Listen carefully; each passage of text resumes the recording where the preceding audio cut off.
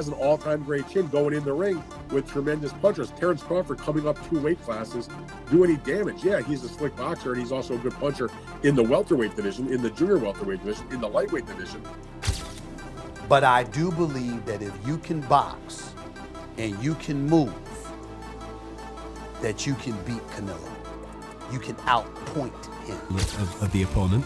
But anybody that's watched Terence Crawford's career knows full well how much talent this young man has. I mean, he is absolutely sensational, both as an orthodox and as a southpaw fighter. You can't really tell which is his favoured side. ESPN analysts Dan Rafael and Stephen A. Smith explain why Terence Crawford would defeat Canelo Álvarez. They point out that while Canelo once had an iron chin, recent fights showed signs of vulnerability, with him getting tagged and hurt more often. Crawford's unique combination of slick movement, sharp timing, and punching power makes him a nightmare matchup. According to them, Crawford has the tools to outbox and hurt Canelo decisively. I think Terence Crawford is a marvelous boxer, arguably the best in the world, pound for pound.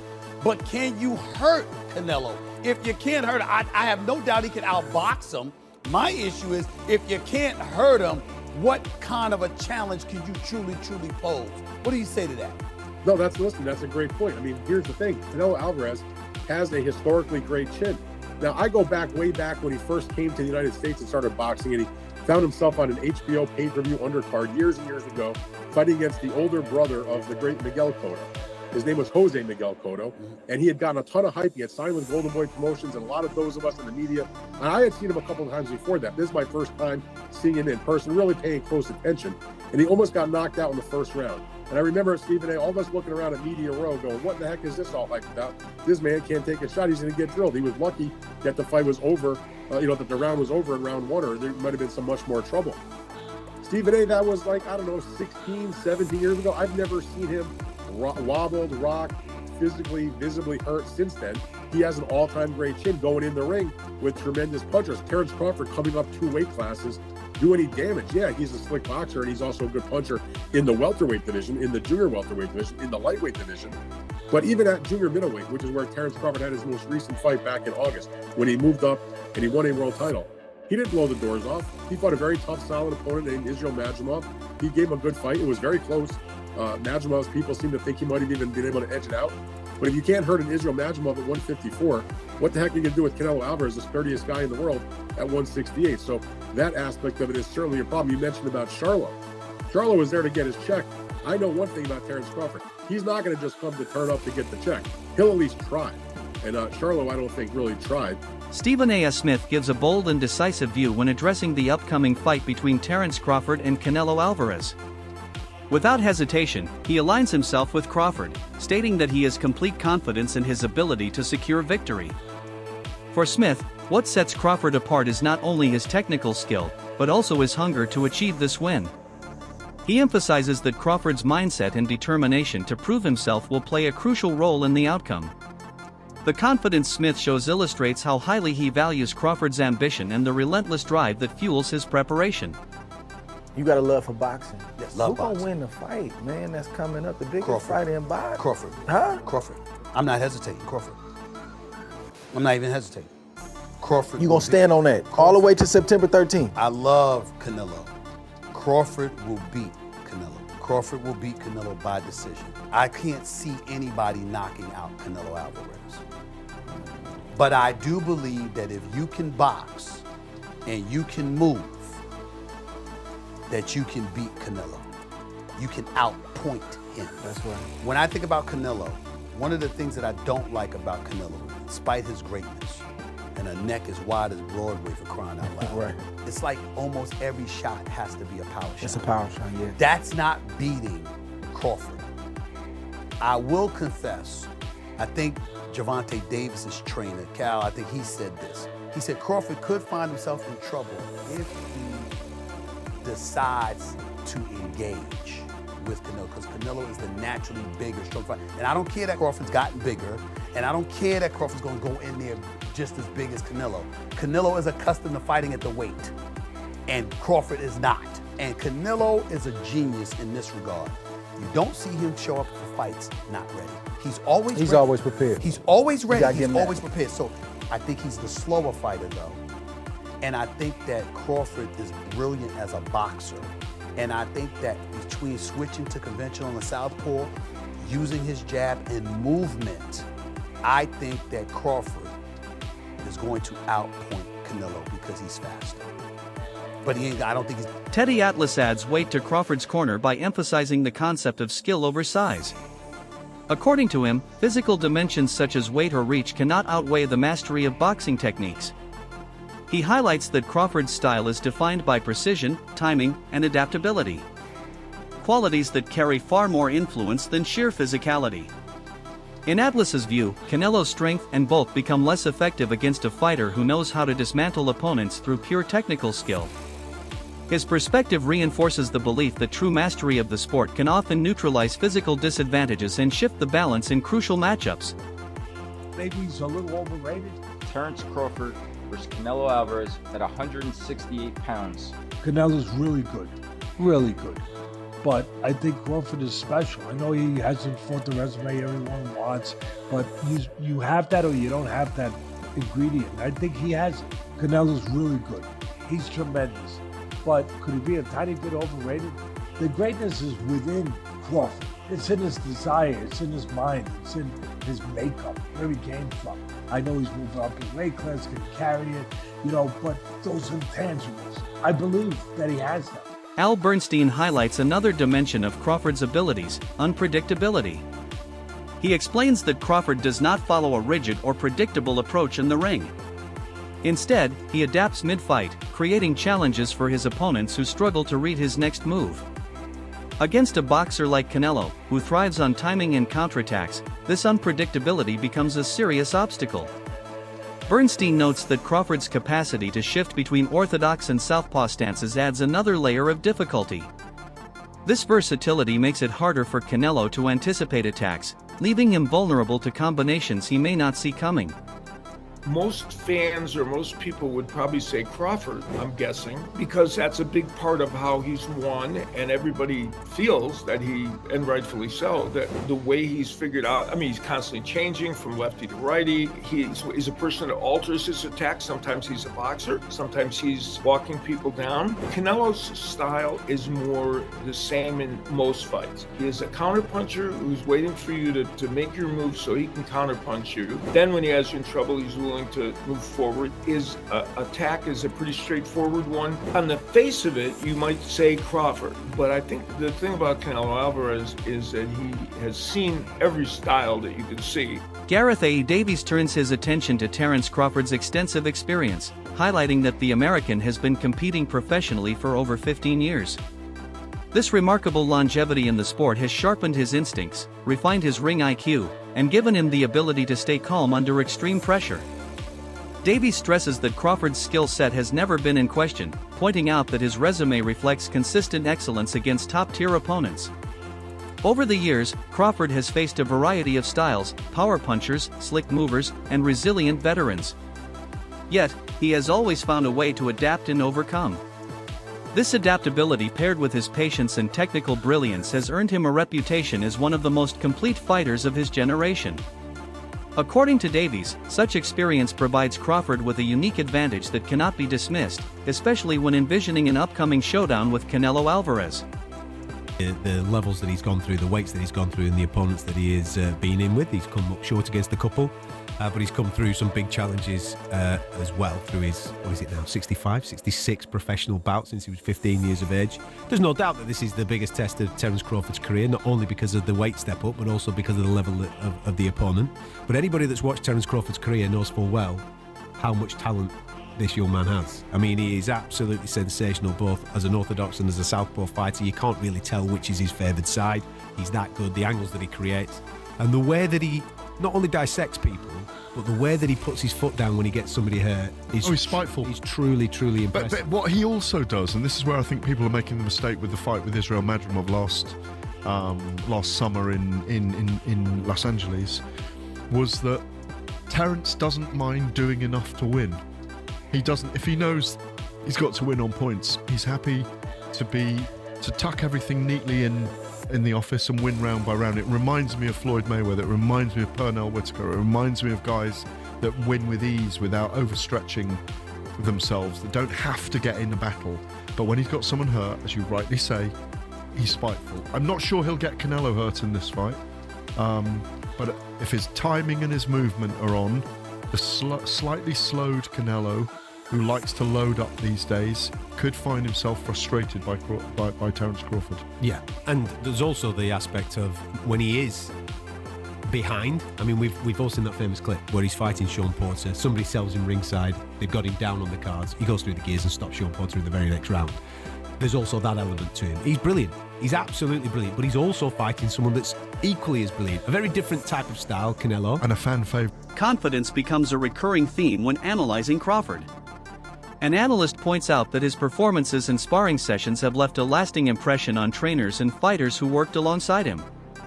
These stories suggest that Crawford consistently proves his brilliance even outside official bouts. His ability to dominate in training reflects a fighter who is always prepared and never careless in his craft. Confidence drawn from such consistent excellence strengthens his mental toughness. This level of self-assurance gives him the ability to step into the ring believing he can outthink and outperform anyone, including Canelo. He's so confident. He's so confident that he's about to become undisputed. Listen, 2 weeks to go, less than 2 weeks to go now. What? We're talking about 12 days. 12 days. What can we expect from this unbelievable showdown? Listen, the build-up has been absolutely incredible. When you talk about the sparring stories, when you talk about the unbelievable rumors that we've been hearing for the past 10 to 12 weeks, will but Crawford's power carry? Will Canelo age overnight? So many questions that we have when it comes to this unbelievable fight. But not too long to go, ladies and gentlemen. We are about to find out the truth. We are about to find out who's truly the greatest of this era. And let me tell you this. I said this in most of my videos so far. The more I watch Bud Crawford and the more I watch Canelo Álvarez tape, the more my appreciation for both men increases. Listen, Canelo is the greatest pressure/counter puncher in history when he puts both together. And Crawford is the most dynamic fighters my eyes ever saw. Ever saw. Now, listen to this. The moment this fight got announced, we didn't know the things that we know now. We didn't know about their sparring partners. We didn't know about the shape that they were gonna come in for this fight.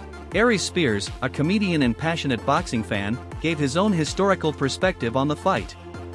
He looked back at decades of matchups where some of Mexico's greatest champions went up against American fighters known for speed and skill. In many of those classic bouts, the American side came out on top largely because of their ability to defend, slip punches, and control rhythm with sharp counters.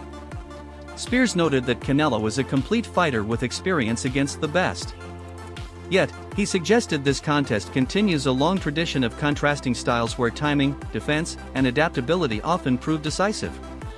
Top-notch Hispanic fighter, put him against top-notch black fighter, the black dude usually edges him out. And I'm not trying to be disrespectful to the Latino fighters, because look at the greats. De La Hoya, motherfucking Roberto Duran, Arguello, Felix Trinidad,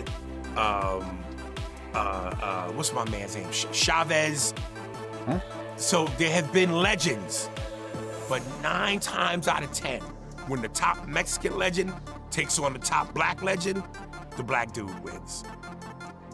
Boxing and basketball is just something that niggas just, we got that wop that just, we edge you out. We edge you out. Duran lost to Hagler.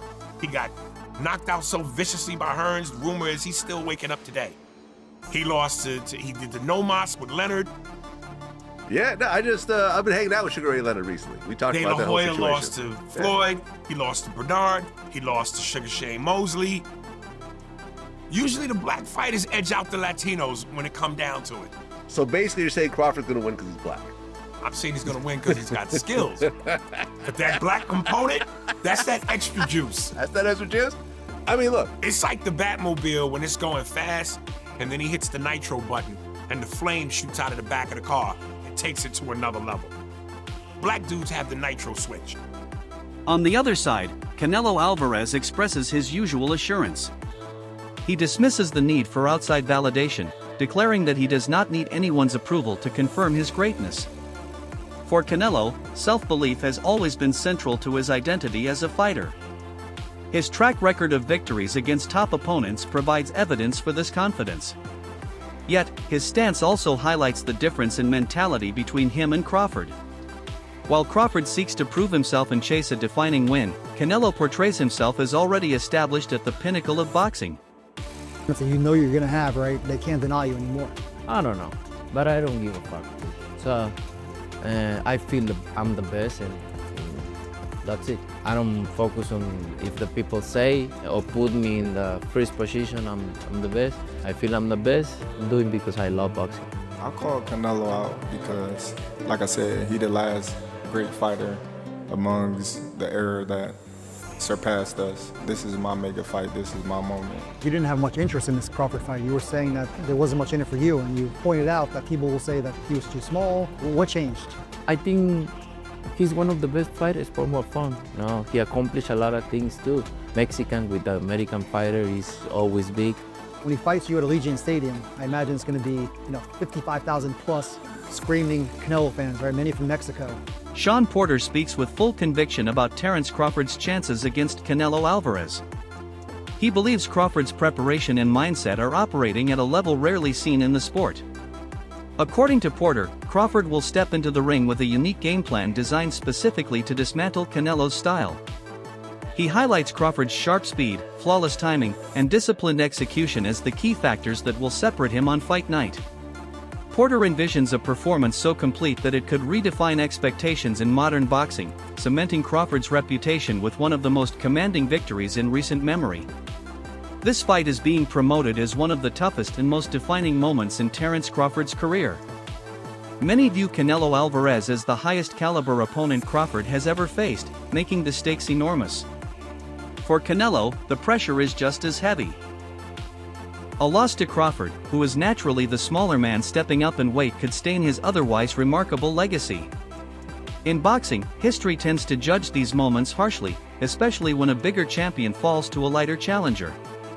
That is why for Canelo, victory is more than pride. It is vital to secure his standing among the all-time greats. Canelo's legacy. And he gave a resounding yeah. A resounding yeah. He said it would massively tarnish Canelo's legacy.